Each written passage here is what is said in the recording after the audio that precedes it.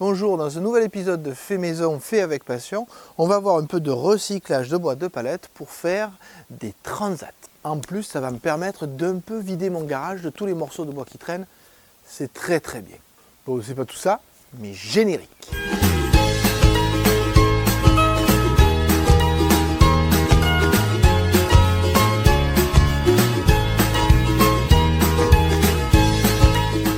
Pour faire un transat à boîte palette, parce que c'est passé et parce que j'ai pu récupérer des palettes, merci Ricardo d'ailleurs, vous allez voir, c'est relativement simple. D'abord, il faut d'abord des palettes, hein. Bon, c'est le principe. Donc là, c'est celle que j'ai récupérée, celle avec des plots en bois à l'intérieur, ce ne sont pas des palettes Europe.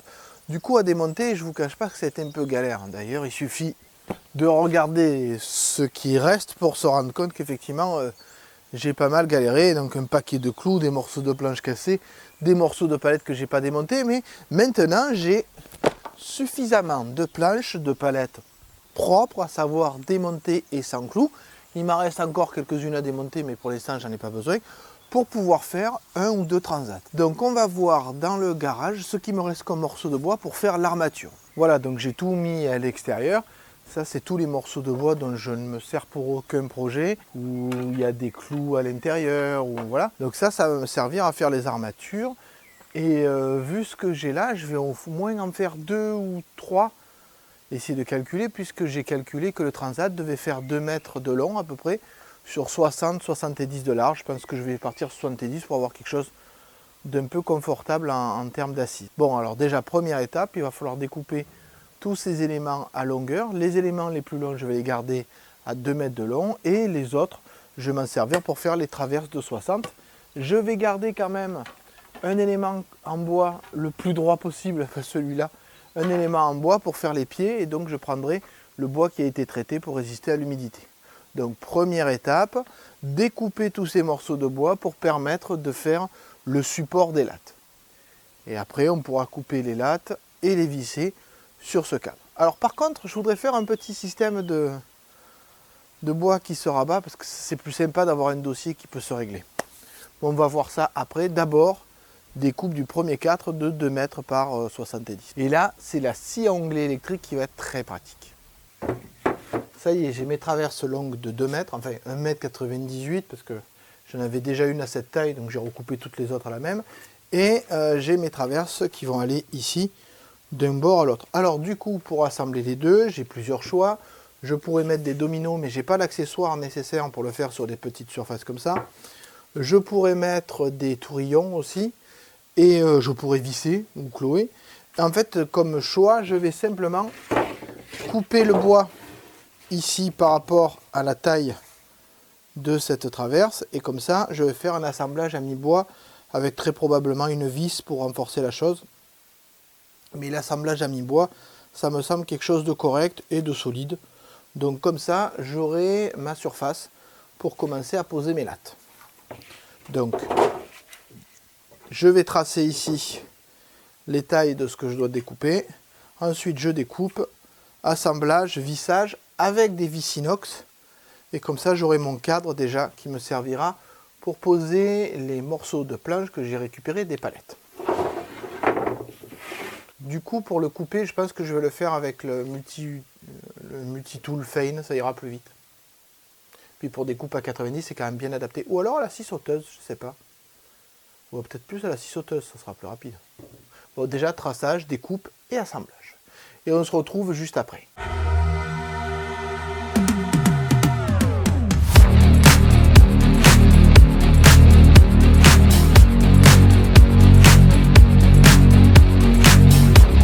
Voilà. Je fais exprès. Ça y est, toutes mes découpes sont prêtes, hein, donc toutes mes planches sont prêtes. Il va falloir maintenant que je les assemble. Donc pour les assembler, je vais utiliser de la colle et des vis inox pour pouvoir assembler le tout. Donc, je me suis mis à l'extérieur parce que c'était plus simple. Et j'ai aussi pris quelques serre-joints pour être sûr de les mettre à 90 degrés.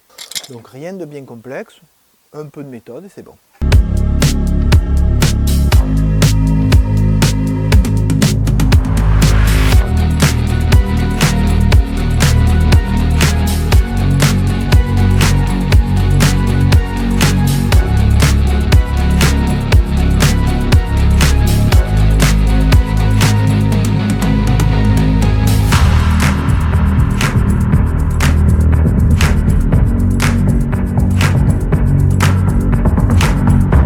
Alors ça y est, vous le voyez, ma structure est assemblée et vous remarquez que j'ai ajouté ici un petit élément qui va être celui qui va se relever. Et après, je vous montrerai quel système j'ai prévu pour qu'on puisse le bloquer à une hauteur différente. Donc maintenant que j'ai mon cadre et ma structure qui va se relever, je vais pouvoir fixer ce qu'on voit ici, les planches que j'ai récupérées au niveau des palettes. Donc pour ce faire, très simple, un paquet de vis inox, une visseuse électrique, c'est mieux. Et là, après, j'aurai la charnière. Alors, pour le faire, évidemment, je vais commencer par là, redescendre pour qu'ici, j'ai deux planches sur lesquelles je pourrai bien évidemment mettre la charnière. Si besoin, je renforcerai ces planches-là avec des morceaux de bois dessous pour être sûr que la charnière tienne dans quelque chose de solide. Eh bien, il n'y a plus qu'à.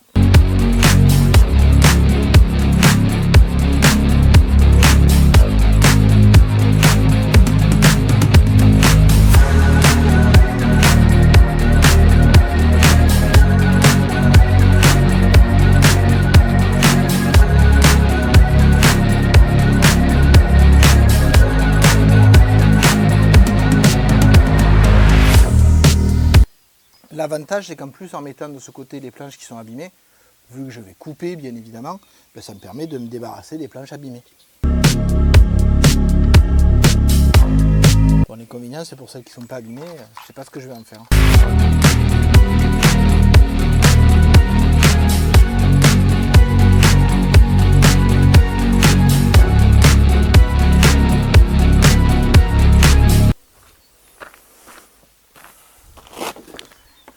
Alors vous le voyez de l'autre côté, j'ai fixé un renfort ici, puisque c'est sur cette planche là que va venir se fixer la charnière.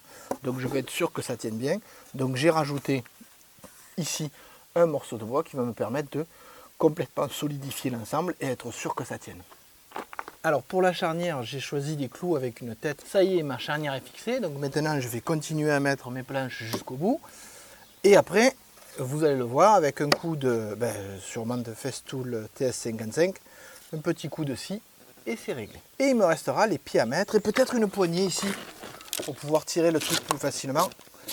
Bon, on se retrouve quand j'ai fini de tout fixer pour le coup de scie égalisateur. Alors c'est bon, tout est fixé, hein, donc vous voyez que toutes mes planches sont faites. J'ai mon assise qui peut remonter ici, vous voyez, là. Je vais couper les planches de palette pour les mettre toutes à la même longueur pour qu'elles ne dépassent pas de la structure bien évidemment.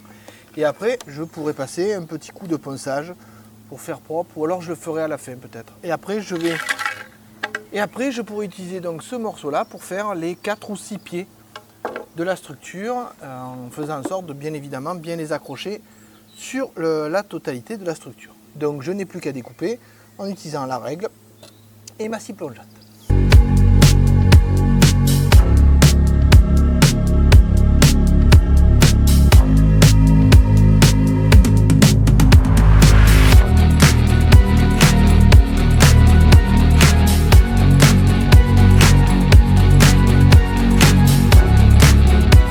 Donc ouais, il faut que je gère mieux que ça mes batteries.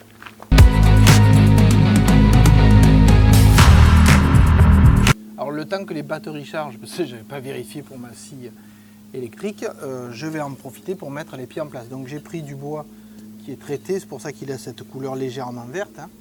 Et du coup je vais fixer mes morceaux de bois, je vais les coller vissés dans les coins ici.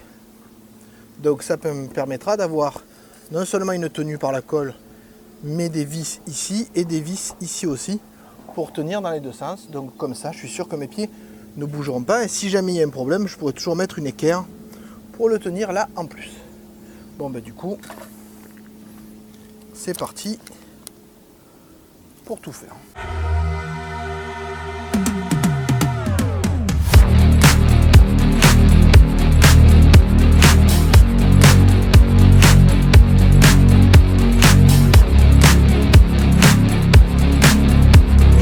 Bon voilà, j'ai mis les pieds. Je vais attendre et on va s'attaquer au système qui permet de monter et de descendre le dossier. Alors pour faire le système de fixation du dossier, vous voyez que je vais mettre une barre ici. Alors évidemment je ne vais pas la mettre que d'un côté, je la mets de l'autre. Donc cette barre viendra là. Donc vous voyez où elle est. et je vais la fixer à l'aide de ce type d'écrou inox. Et vous voyez qu'en fait il y a toute une zone où il n'est pas fileté, ce qui permet évidemment à la barre de tourner librement. Bien évidemment après je vais creuser ici pour être sûr d'avoir quelque chose qui tienne là, et comme ça j'aurai mon système de fixation. Il suffira dans l'idéal que je relie les deux pour qu'ils se soulèvent en même temps.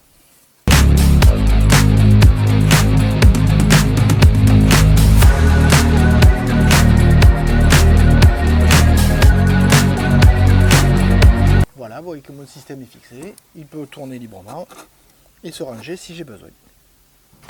Bon, mais j'ai plus qu'à fixer les deux ensemble et j'aurai fini, je passerai donc aux finitions.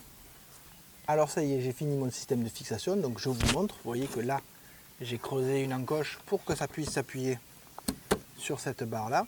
Et si j'ai envie, je peux le replier pour qu'il ne s'appuie pas et ça appuie directement sur les pieds ici.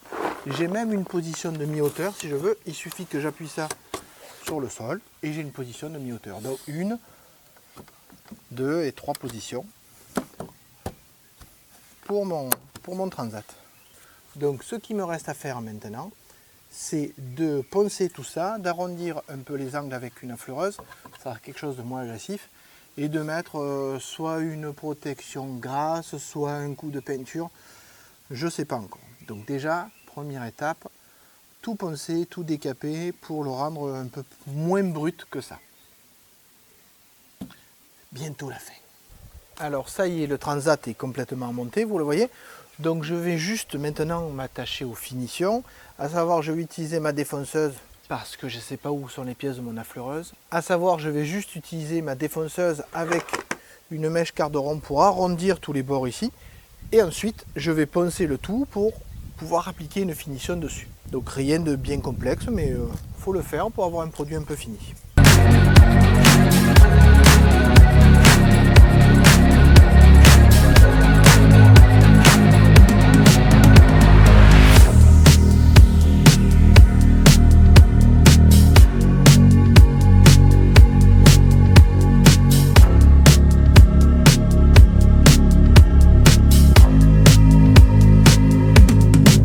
Il y a des lattes sur lesquelles ça a plus ou moins bien fonctionné, parce que comme elles ne font pas toutes la même hauteur, puis j'aurais dû prendre une fraise un peu plus grosse aussi peut-être. C'est pas grave, pour la prochaine. Allez, au ponçage maintenant.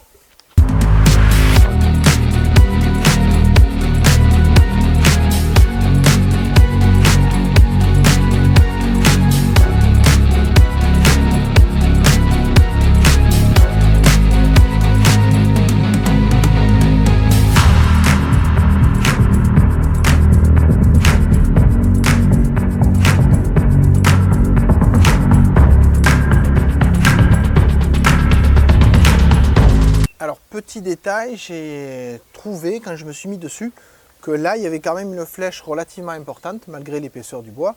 Alors je sais bien que ça ne va pas casser sauf si je saute dessus, mais comme je ne sais pas qui va utiliser ce transat, on ne sait jamais, qu'il y ait des amis de mon fils ou des choses comme ça qui s'amusent à sauter dessus, ça m'ennuierait qu'il le casse. Donc je vais rajouter ici un pied de fixation là, comme ça, que j'ai coupé à la même taille que le reste, voilà, comme ça entre deux lattes. Comme ça, ça me permettra d'être sûr que ça tient bien. Donc un ici et un en face, bien évidemment.